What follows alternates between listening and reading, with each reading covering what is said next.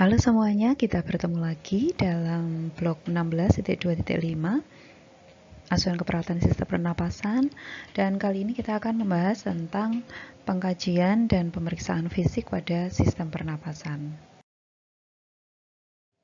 Adapun yang menjadi tujuan atau outcomes dari pembelajaran ini adalah mahasiswa mampu untuk mendapatkan data tentang riwayat pernapasan, kemudian memahami dan melakukan pengkajian fisik pernapasan, kemudian mendokumentasikan temuan hasil pengkajian tersebut, dan yang penting juga adalah mampu untuk membedakan antara temuan yang normal dan yang tidak normal atau abnormal. Masih ingat kan tentang anatomi sistem pernapasan? Jadi sistem pernapasan itu ada saluran napas atas, ada saluran napas bawah. Saluran napas atas terdiri dari rongga hidung atau nasal cavity, kemudian faring, laring, trakea.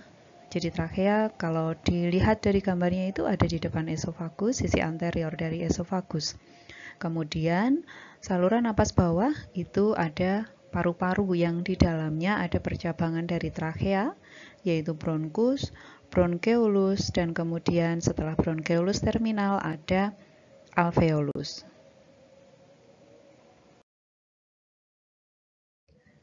Sebelum kita dapat melakukan pengkajian dan pemeriksaan fisik tentang sistem pernapasan, tentunya kita harus tahu dulu dong faktor-faktor yang memengaruhi fungsi pernapasan kita. Yang pertama adalah suplai oksigen yang adekuat.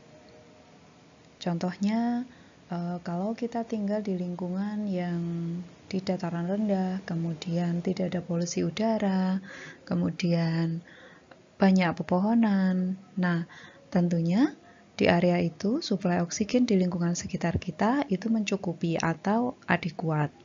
Beda halnya nih kalau kita tinggal di daerah pegunungan. Semakin tinggi kita mendaki ke gunung, itu tekanan dan suplai oksigen itu semakin menipis. Jadi kita akan semakin merasa kesulitan untuk bernapas. Kemudian yang kedua adalah saluran udara yang utuh. Saluran udara ini yang dimaksud adalah organ-organ sistem pernapasan tadi, mulai dari hidung, kemudian faring, laring, trakea, dan paru-paru. Semuanya harus utuh, tidak ada sumbatan, tidak ada pembengkakan atau yang lainnya. Kemudian yang ketiga adalah fungsi pergerakan dinding dada dan diafragma yang normal. Termasuk di dalamnya adalah fungsi dari kerja otot pernapasan, kemudian rongga dada dan iga yang membantu untuk pernapasan pergerakan dinding dada. Kemudian faktor yang keempat adalah adanya alveoli dan kapiler atau yang disebut sebagai membran respirasi. Jadi keadekuatan, kecukupan alveoli dan kapiler paru itu diperlukan untuk proses pernapasan, difusi oksigen dan CO2. Kemudian faktor yang nomor 5 adalah jumlah Hb atau hemoglobin yang adekuat, yang mencukupi. Kita tahu kan kalau oksigen yang dibawa ke seluruh tubuh itu sebagian besar terikat dengan Hb sebagai oksihemoglobin, sehingga kita harus punya kadar Hb yang mencukupi untuk bisa membawa oksigen ini ke seluruh sistem tubuh kita. Kemudian faktor lainnya adalah pompa jantung yang efektif dan sistem sirkulasi atau peredaran darah yang efektif, karena oksigen ini dibawa oleh Hb melalui sistem sirkulasi, sehingga jantung harus bisa memompa dengan baik dan sistem peredaran darahnya juga harus utuh dan juga bekerja dengan baik. Kemudian faktor lainnya adalah tentunya fungsi pusat pernapasan yang baik, yaitu medula oblongata. Masuk ke topik pengkajian atau assessment. Yang pertama kita harus mengkaji dulu tentang riwayat kesehatan. Kita sebagai perawat perlu melakukan pengkajian tentang penyakit atau keluhan utama yang dialami oleh pasien saat ini. Termasuk kapan mulai serangan keluhannya itu dirasakan, berapa lama keluhan dirasakan atau durasinya, Kemudian lokasinya ada di mana, kalau itu sakit atau keluhannya ada di mana, itu lokasinya harus dikaji. Kemudian apa faktor pemicu, apa faktor pemberat, dan apa faktor yang meringankan keluhan tersebut. Nah, tanda-tanda utama dan gejala dari gangguan atau disfungsi pernapasan itu diantaranya adalah dyspnoe. Apa itu dyspnoe? Dyspnoe itu kalau kita bisa katakan dengan bahasa mudah itu sesak napas atau napas pendek dan cepat. Jadi seperti terengah-engah gitu ya. Kemudian ortopnoe. Ortopnoe itu rasa yang tidak nyaman saat seseorang itu bernapas dengan berbaring. Jadi dia hanya merasa nyaman bernapas itu kalau dalam posisi duduk atau berdiri. Jadi kalau dia berbaring itu merasakan sesak napas. Itu ortopnoe. Kemudian yang ketiga keluhan batuk. Kalau ada batuk dikaji apakah batuknya itu produktif. Maksudnya produktif itu ada sputumnya atau tidak. Kemudian kalau batuk itu produktif, dikaji sputumnya seperti apa, apakah mengandung nanah atau purulen ya. Kalau iya, dikaji juga warnanya apa, apakah kuning atau hijau atau lainnya. Ataukah sputum itu berlendir atau barangkali berdarah.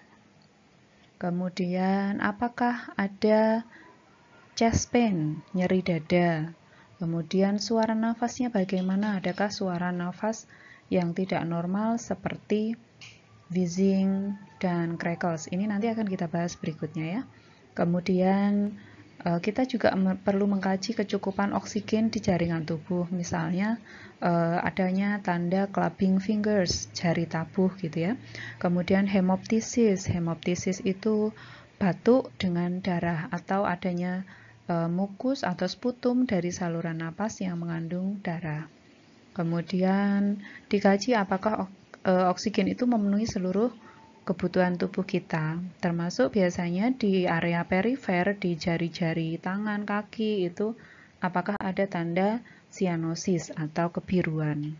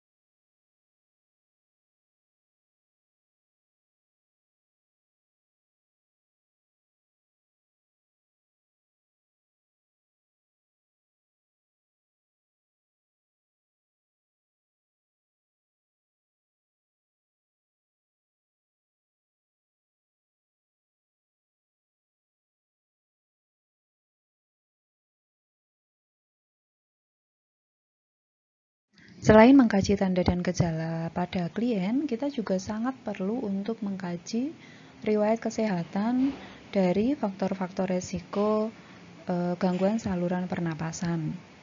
Misalnya, apakah ada riwayat pribadi atau keluarga dengan penyakit paru-paru? Misalnya, apakah ada riwayat asma baik pada pasien maupun keluarganya? Kemudian, apakah klien merokok? Nah, ini sangat penting nih karena merokok itu adalah salah satu faktor penyebab paling signifikan dari penyakit paru-paru atau juga faktor yang bisa memperburuk keluhan penyakit paru lainnya. Kemudian dikaji pekerjaannya apakah berisiko terkena polutan lingkungan, misalnya pekerjaan yang berada di area yang banyak polusi udaranya, atau misalnya pekerjaannya ada di area yang mengharuskan dia banyak menghadapi debu, misalnya dari penggergajian kayu atau misalnya pengolahan kapas. Nah, itu dikaji pula pekerjaannya dan juga penggunaan alat pelindung diri, misalnya masker. Kemudian lakukan pengkajian apakah ada perubahan kapasitas paru yang berkaitan dengan usia, kemudian adakah ISPA atau infeksi saluran pernapasan atas, adakah riwayat operasi, dan yang saat ini baru trending ya, apakah ada riwayat perjalanan atau kontak dengan klien dengan penyakit pernapasan. Jadi saya katakan baru trending sekarang ini terkait dengan COVID-19 ya. Kita kaji juga apakah klien melakukan perjalanan di area yang banyak kasus atau menjadi epidemik dari COVID-19 atau pernah kontak dengan klien yang ternyata mengalami positif COVID atau penyakit pernapasan lainnya. Nah, ini faktor lain nih, ini pertimbangan khusus untuk kesehatan wanita. Itu disebutkan bahwa wanita, terutama wanita yang perokok, itu respon bronkialnya itu lebih besar dan saluran udaranya itu lebih besar daripada pria, sehingga faktor ini akan meningkatkan resiko penurunan fungsi paru yang lebih cepat dibandingkan dengan pria seiring bertambahnya usia wanita tersebut. Jadi hati-hati buat wanita, atau kalau nanti kita melakukan pengkajian pada pasien wanita, itu dikaji apakah dia perokok atau dia perokok pasif atau tidak. Lanjut setelah pengkajian atau assessment adalah ke pemeriksaan fisik. Bagaimana dan apa saja yang harus kita kaji untuk pemeriksaan fisik ini? Sebelum kita melakukan pemeriksaan fisik pada sistem pernapasan, kita persiapkan dulu untuk lingkungannya dan pasiennya juga. Jadi usahakan lingkungan yang tenang, kemudian posisikan pasien dengan tepat. Kalau kita mau memeriksa torak dari sisi posterior, dari sisi belakang, maka pasien bisa duduk, atau kalau kita mau melihat apakah ada kelainan tulang belakangnya, kita bisa meminta pasien untuk berdiri. Kemudian kalau kita mau melihat torak anterior, itu sebaiknya pasien dalam posisi telentang. Kemudian expose kulit untuk kita bisa melakukan auskultasi, jadi dibuka baju atasnya klien. Kemudian sebelum kita melakukan auskultasi dengan stetoskop, usahakan bahwa diafragma stetoskop itu hangat dan juga tangan kita juga dihangatkan dulu sebelum kita melakukan palpasi pada pasien. Dan khusus pada pasien perempuan nih, perhatikan untuk privasinya ya, jadi ada kain atau baju untuk menutupi dada pasien. Kemudian pemeriksaan fisik dada itu kita lakukan secara berurutan IPPA, inspeksi, palpasi, perkusi, dan auskultasi. Nah, ini adalah gambaran dari struktur rongga dada beserta tulang dan garis bayangan, yang ini nanti kita harus pahami dulu sebelum kita melakukan pemeriksaan fisik di area dada atau paru klien. Nah, kalau teman-teman lihat, itu di bagian tengah dari rongga dada ya, itu ada tulang yang namanya sternum. Jadi di bagian atas itu ada manubrium sterni atau manubrium sternum, itu bagian atas dari sternum. Kemudian di bagian paling bawah tengah itu ada sipoid proses atau processus sipoideus. Kemudian di bagian atas kanan kiri ada tulang mendatar yang disebut sebagai clavikula atau clavicle. Ya, bisa dilihat ya, ada clavicle kanan dan kiri di bagian atas. Kemudian tepat di bagian bawah dari klavikula itu ada tulang iga atau iga pertama, first rib ya, tulang iga pertama.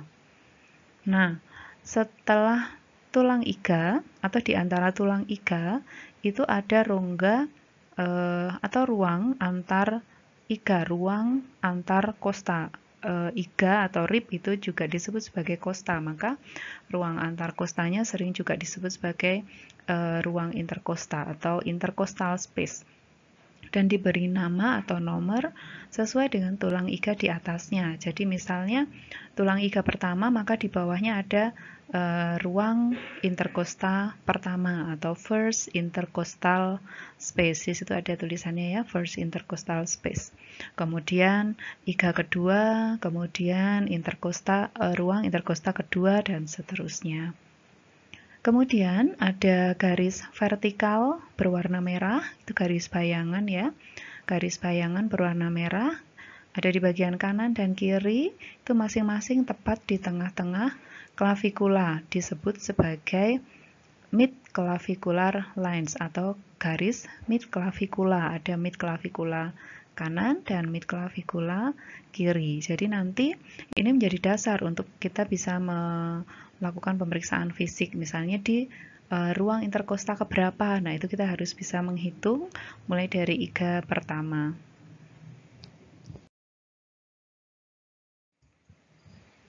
Pemeriksaan fisik pertama yaitu dengan cara inspeksi.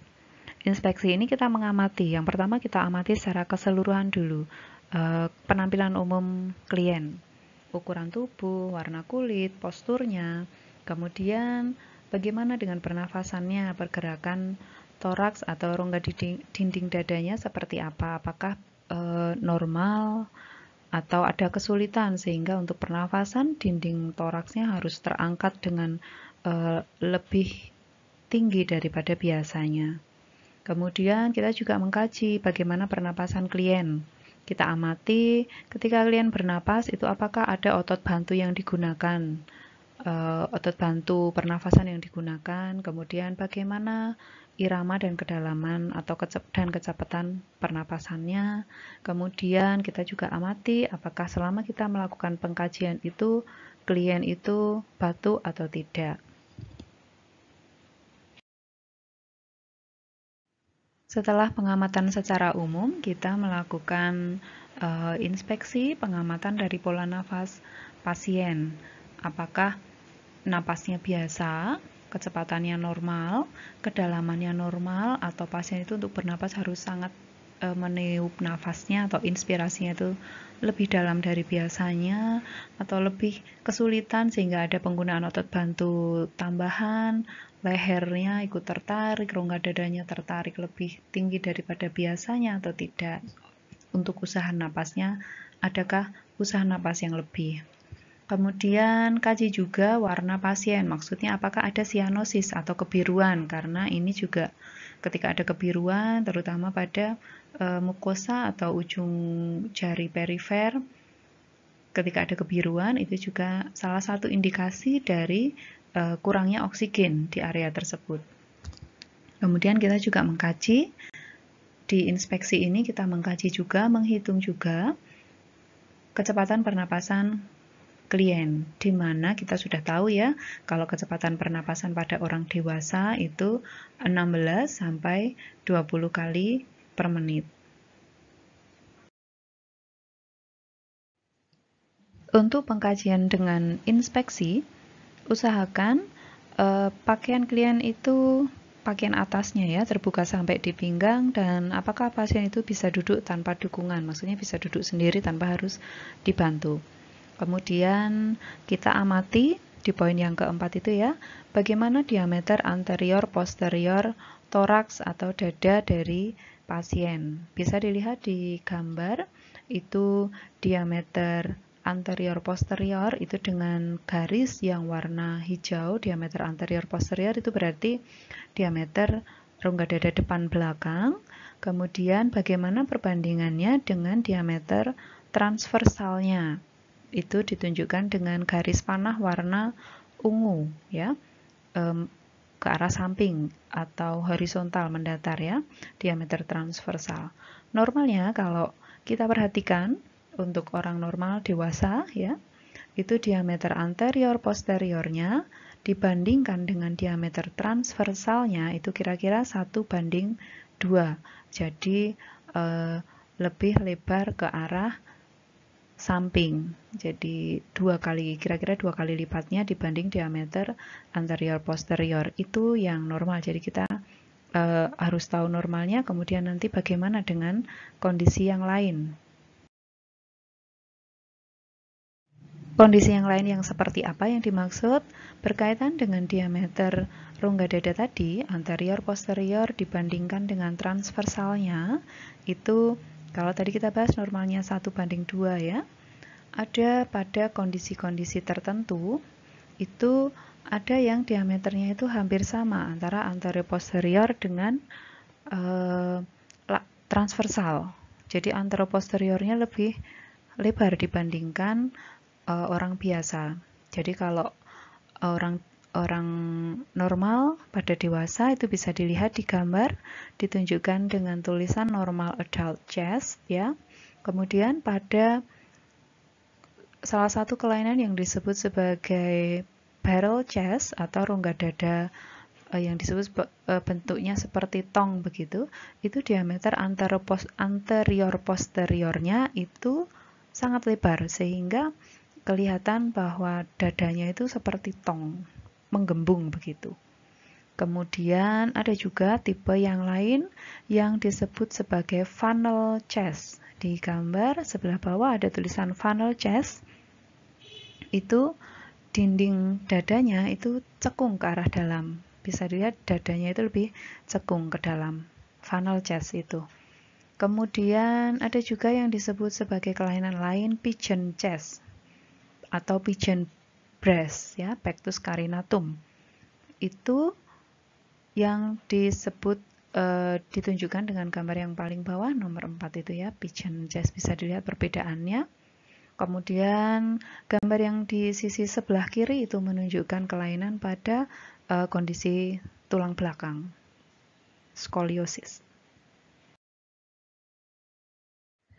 Masih pada pemeriksaan fisik inspeksi, kalau tadi kita mengamati bentuk dada dan sebagainya, kita juga perlu mengkaji tentang pola respirasi atau pola pernapasan. Kalau pada pria dan anak-anak, biasanya pernapasannya dengan diafragma atau lebih banyak menggunakan pernapasan perut, sedangkan pada wanita itu tipe pernapasannya biasanya lebih banyak dengan pernapasan dada atau secara torakal. Kemudian kita juga perlu mengkaji apakah ada pola pernapasan yang tidak normal, misalnya nafasnya terlalu cepat ya. Kalau tadi kita bahas bahwa napas normal itu kira-kira 16-20 kali per menit untuk dewasa, nah tachypnea itu lebih dari itu, jadi napasnya cepat. Kemudian kalau pada bradypnea itu sebaliknya, itu laju pernapasannya lambat, kurang dari 10 kali per menit untuk dewasa.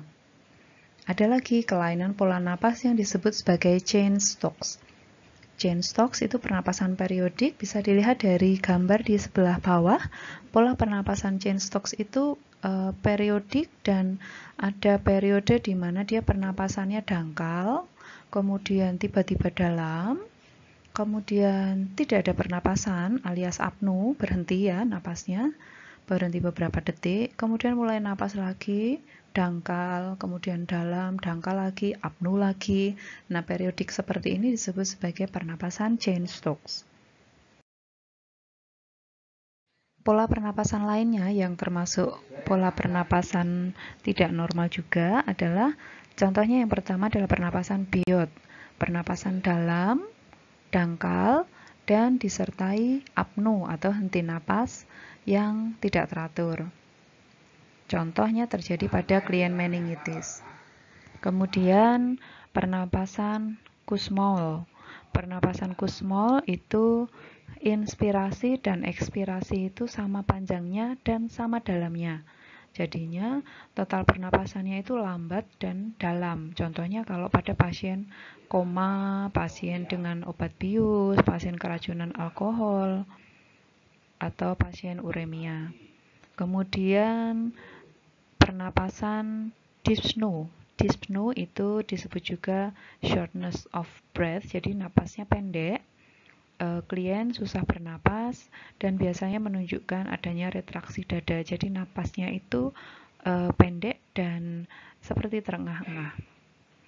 Kemudian hiperpnoe itu kebalikannya, ini pernapasannya lebih dalam. Kalau dyspnoe tadi pendek dan dangkal, terengah-engah. Kalau hiperpnoe itu pernapasannya lebih dalam, tetapi kecepatannya normal. Kemudian apnoe itu tidak ada pernapasan atau henti napas. Pemeriksaan fisik yang kedua setelah inspeksi adalah palpasi.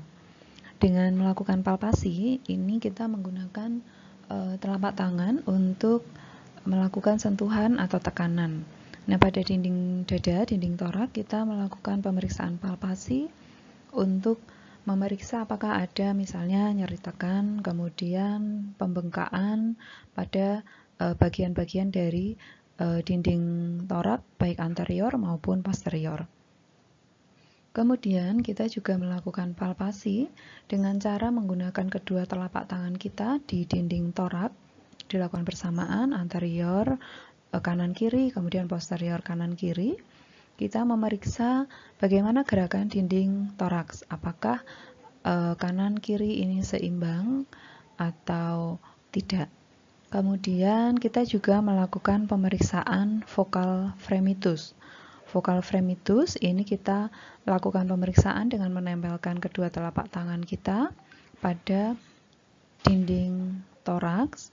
Kemudian kita meminta klien mengatakan sesuatu dengan menggetarkan dinding dada. Jadi misalnya kita meminta pasien untuk mengatakan 77 sambil menggerakkan dinding dadanya. Sehingga dengan ketika pasien mengatakan itu, kita bisa memeriksa ketika klien mengatakan bagaimana getaran di dinding dada itu, kanan dan kiri sama ataukah tidak.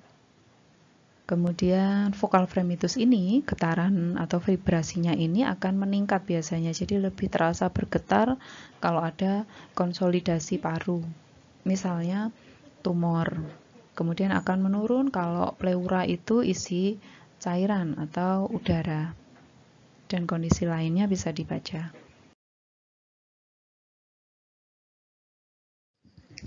Nah, ini gambar dari pemeriksaan palpasi pada toraks anterior dan posterior juga.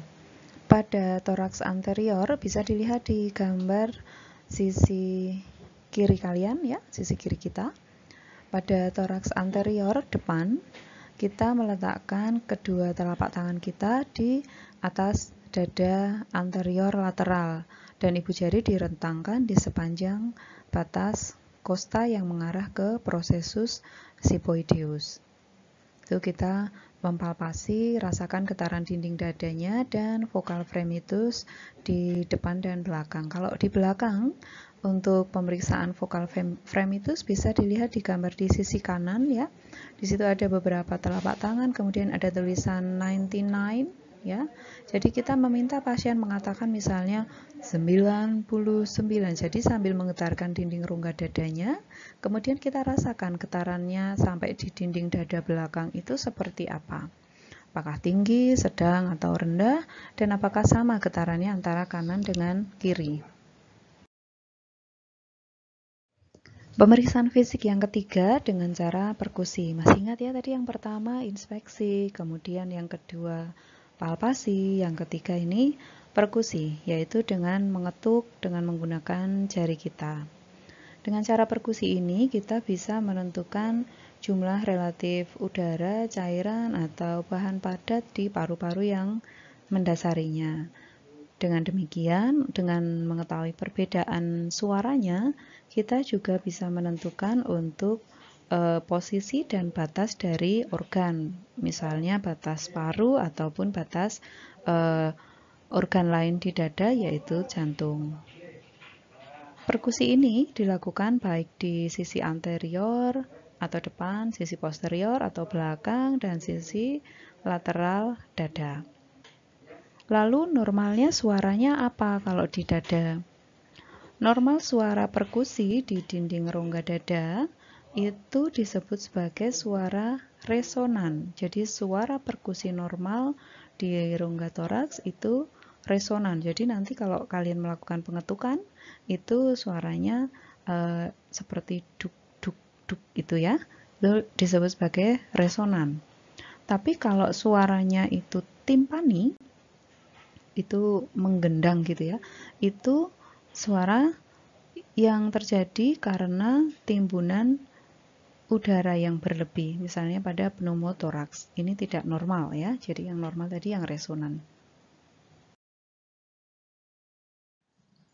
Suara perkusi paru lainnya yang termasuk tidak normal ya, misalnya subtimpani, kemudian yang kurang resonan, kemudian suara paru redup.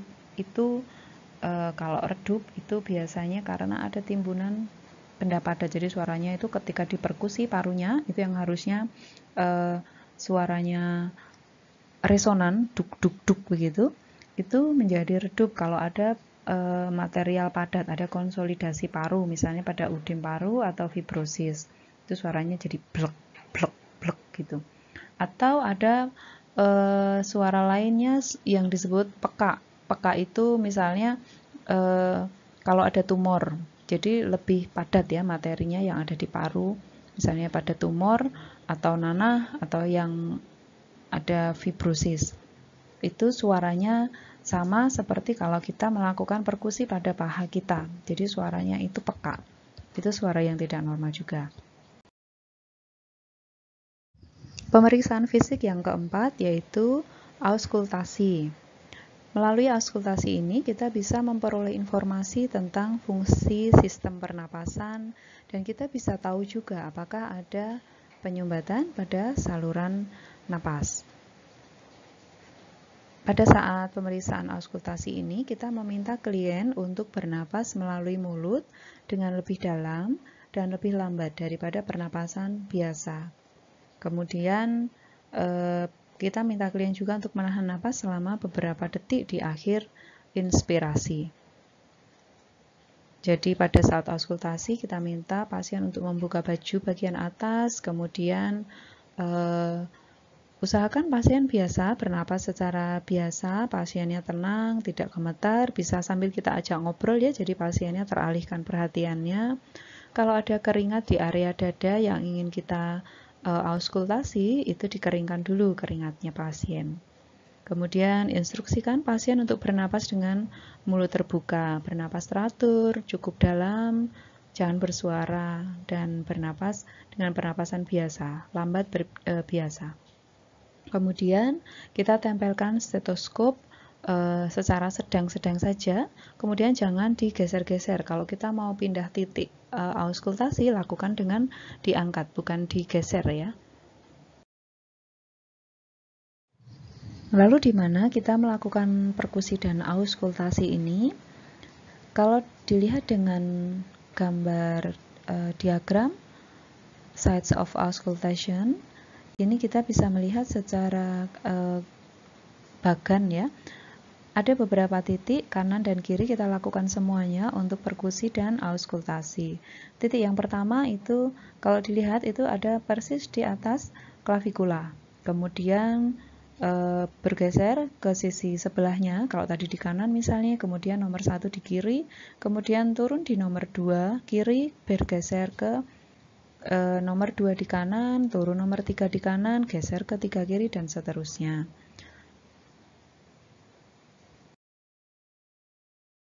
Ini gambaran kalau pada klien ya, anterior dan posteriornya kita dengarkan semuanya dari nomor, misalnya anterior dulu, nomor 1 di atas klavikula, kemudian sebelahnya, kemudian turun ke nomor 2, nomor 2 di sebelahnya, turun ke nomor 3, dan seterusnya sampai ke nomor 6 yang terakhir. Jadi nomor 5 dan 6 itu di sisi lateral, jadi basis paru yang sisi lateral.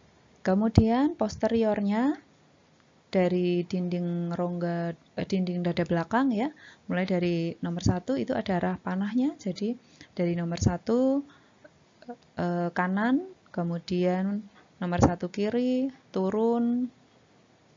Nomor 2, geser ke nomor 2 sebelahnya, dan seterusnya sampai ke titik nomor 7 juga di sisi lateral paru. Pada saat auskultasi, kita perhatikan, kita mendengarkan dengan baik-baik untuk bunyi napas yang kita dengarkan lewat stetoskop. Bunyi napas ini dianalisis, kita perhatikan bagaimana durasi suaranya, kemudian intensitasnya, kemudian kualitasnya atau pitch suara napasnya, dan lokasinya ada di mana. Contoh misalnya di situ di tabel ada suara napas vesikuler, kemudian bronkofesikuler, bronkial, dan tracheal.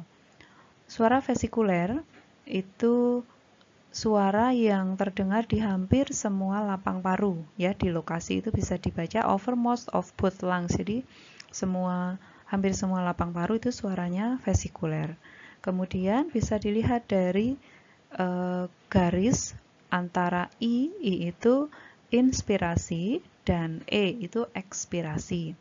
Inspirasi garis menunjukkan ke arah atas, kemudian ekspirasi turun ke bawah. Kalau di suara vesikuler itu kita perhatikan garis inspirasinya itu lebih panjang daripada ekspirasi.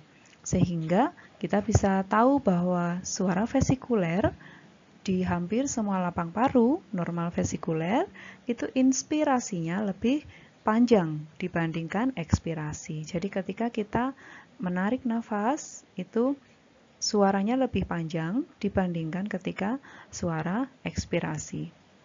Kemudian intensitasnya lembut ya, soft. Kemudian nada suaranya rendah atau relatif rendah ya, itu. Jadi suara napas paru normalnya di hampir semua bagian itu vesikuler. Inspirasi lebih panjang daripada ekspirasi. Intensitasnya rendah, lembut, dan kualitas nadanya atau pitch nadanya itu rendah. Kemudian suara bronkofesikuler itu kalau dilihat dari gambarnya ya, ekspirasinya sedikit lebih panjang atau hampir sama ya dengan inspirasi, dan garisnya lebih tebal. Garis lebih tebal itu menunjukkan bahwa intensitasnya itu lebih keras, lebih kuat daripada suara vesikuler. Jadi intensitasnya intermediate atau sedang, tidak terlalu keras sekali kalau bronkofesikuler. Jadi dia campuran antara suara bronkial dan vesikuler. Jadi inspirasi, ekspirasinya hampir seimbang, intensitasnya sedang, tidak terlalu keras, tidak juga lembut. Kemudian nada suaranya juga sedang. Biasanya dia ada di lokasinya itu ya, ada di interkosta 1, 2, dan di antara skapula anterior.